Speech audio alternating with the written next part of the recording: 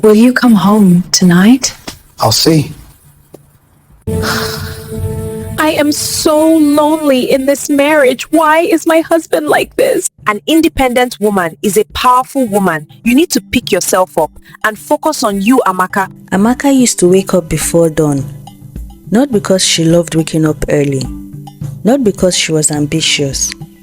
But because her husband Uzo liked his quiet house.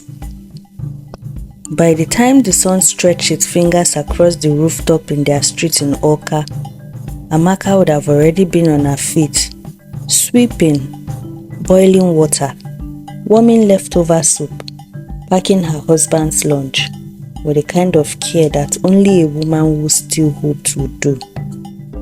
She was a full housewife. In Uzo's eyes, that meant that she was nothing.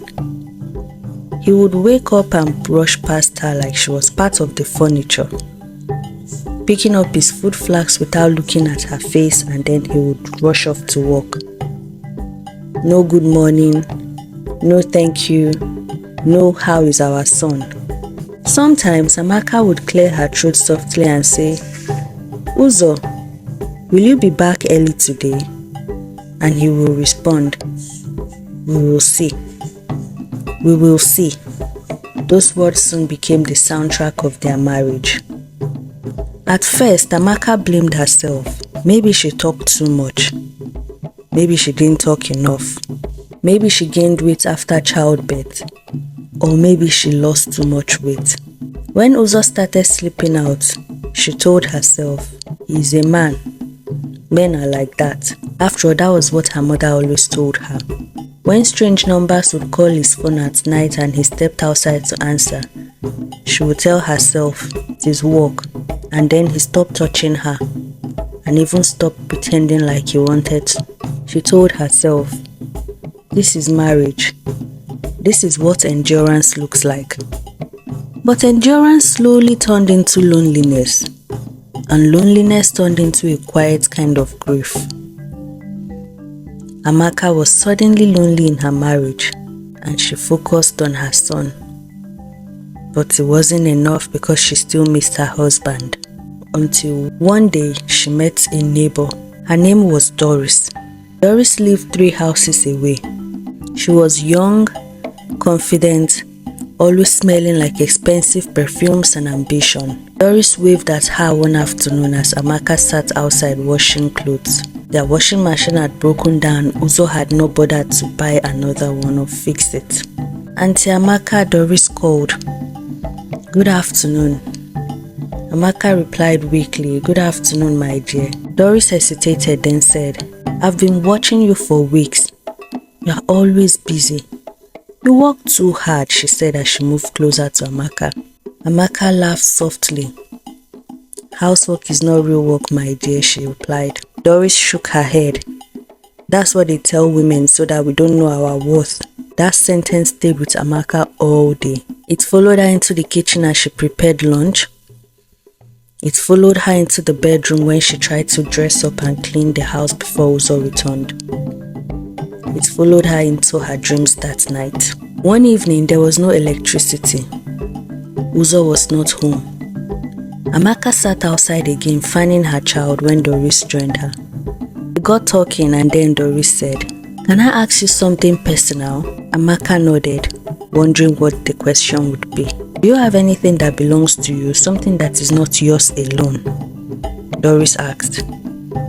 Amaka opened her mouth and then she closed it.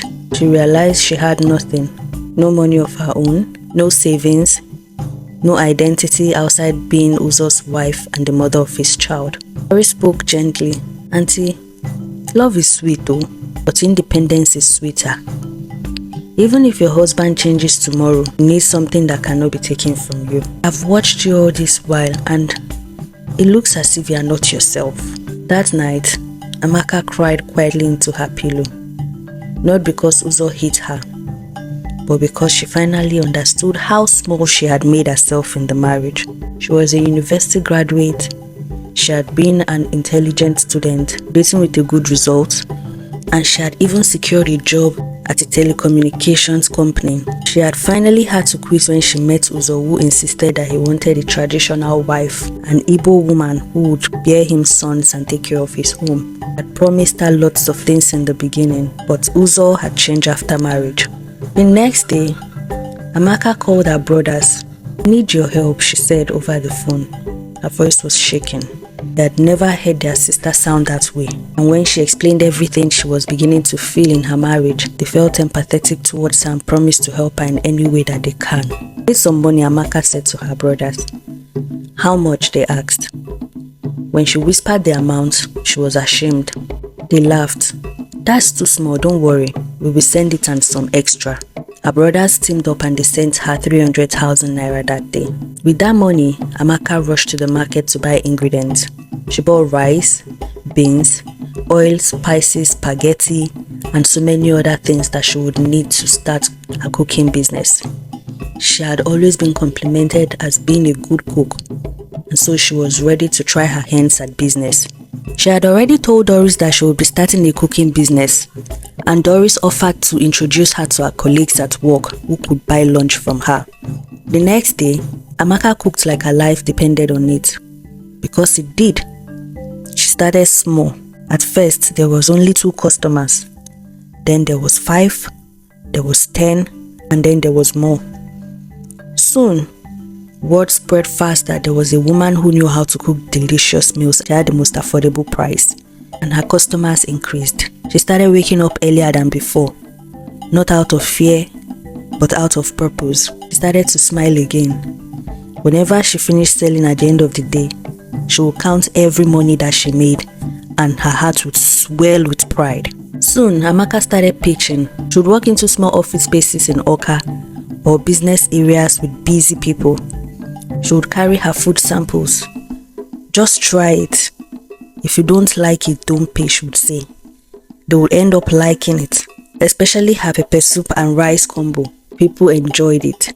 Soon, she stopped supplying lunch only twice a week and she was supplying lunch daily to different people. Money started entering her account. Not much, but enough. She had enough to save, enough to breathe, enough to do the things that she liked. She started to buy nice things for herself. She started to smell good. She started to even buy hairs, and she looked very good. She opened a high-yield savings account, and she locked most of her money in it. She forgot about it. She just wanted to watch her money grow. She moved quietly, strategically, like a woman who had learned that announcing progress attracts sabotage. 6 months later, Amaka had saved enough to be able to buy a land. She did not tell anyone, not even her friends, not even her family, certainly not Uzo. A year later, she bought a small car, secretly with the help of Doris. She found a driver and she gave it to him to use for both. "You pay me monthly," she told the driver, and he did. Every month, he would send her payment like clockwork. Soon, Amaka was glowing. She had peace of mind. She focused on her son, and she did not beg Uzo for anything before she did them at home. She no longer begged him for money, no longer begged him for attention. She no longer begged him to touch her. Uzo noticed that Amaka no longer begged. She no longer asked, "Do you love me?" She dressed better, she smelled better, and she ate better. Whenever Uzo slept out, she slept peacefully. When he shouted at her, she listened calmly, and that frightened him. One evening, he asked, "This is your small food business. How much are you really making?" Amaka smiled, "Just enough." She said nothing more. She said nothing less. That was when Uzo started to panic. He tried everything to unsettle her because he noticed she was unbothered. But Amaka ignored him. He started to ignore her. He would provoke her. He would even threaten her. One night he shouted angrily, "If you continue like this, I will marry another wife." Amaka looked at him calmly. "If that will make you happy, then do it." Uzo felt something crack inside him. This was not the Amaka he married. The new Amaka was dangerous, and this unsettled him so much. Soon he started suspecting her of cheating. Suspicion drove him to check her phone. There was no man, no secret. It was just chats and conversations with her customers. Uzo sat on their bed ashamed. For the very first time, he saw what he almost lost. He had gone through the conversation that his wife Amaka had with Doris, and there he saw encouragement, affirmations, and Doris trying to strengthen her. Uzo did not sleep well that night. He lay on the bed beside Amaka, staring at the fan as it turned slowly. And suddenly he felt a large silence and a gap between them. Yes, silence had been his weapon against Amaka, and now it was his punishment. Amaka slept peacefully, and that alone unsettled him. She used to toss and turn. She would sigh heavily in the past. She used to cry softly when she thought he was asleep. Now her breathing was steady. It was calm. She slept like a woman who had already made peace with any outcome. And then Uzo started to feel guilty. But that guilt arrived too late. The next morning, Uzo watched her from the doorway. She moved differently now. She looked very unhurried, grounded, and purposeful. Uzo watched Amaka as she packed their son's lunch for school. She was humming a song under her breath. It had been long that she did that. In her move, there was no resentment. There was no bitterness, and that frightened him more than anger ever could. Amaka, he finally called to her. Yes, she replied. That single response, neutral and steady, hit him harder than shouting. I think we need to talk, Uzo stammered. She nodded. We can talk. That evening, they sat across from each other on their dining table. Same dining table where she had once begged him to notice her. Uzo cleared his throat. I know that I have not been a good husband. Amaka was shocked, but she did not let her shock show on her face. Instead, she listened. She did not interrupt. She did not argue. She did not rush him. I took you for granted, Uzo continued. I thought that because you were at home, you had no value. I thought you would never leave me, but now I'm afraid that you will. Amaka's eyes softened, but not with forgiveness, but with understanding. I never knew how lonely you were, Uzo continued. For a while, they sat in silence, and then when Amaka finally spoke, she said, I tried telling you back then, but you were not listening. It was as if I was talking to a deaf man. Uzo swallowed hard. I have a confession to make, he said. I cheated. More than once. Amaka closed her eyes briefly. It wasn't as if she was not aware that he was cheating. She had been aware, but she could never confront him in the past. She pretended that she didn't know. Hearing Uzo admit it still hurt her. I'm not going to pretend that I didn't know, she said. Knowing and accepting are two different things. Uzo nodded. I thought that threatening to marry another wife would scare you. And Amaka smiled faintly. It showed me who you really were. That sentence stayed hanging in the air between them. It was heavy and final. Uzo leaned forward. What do I need to do to make you stay? I don't want to lose you. There was fear in his eyes. Amaka thought carefully before answering. For the first time, I need honesty, not promises, she said. Counseling. Not just me. Both of us. Real counseling.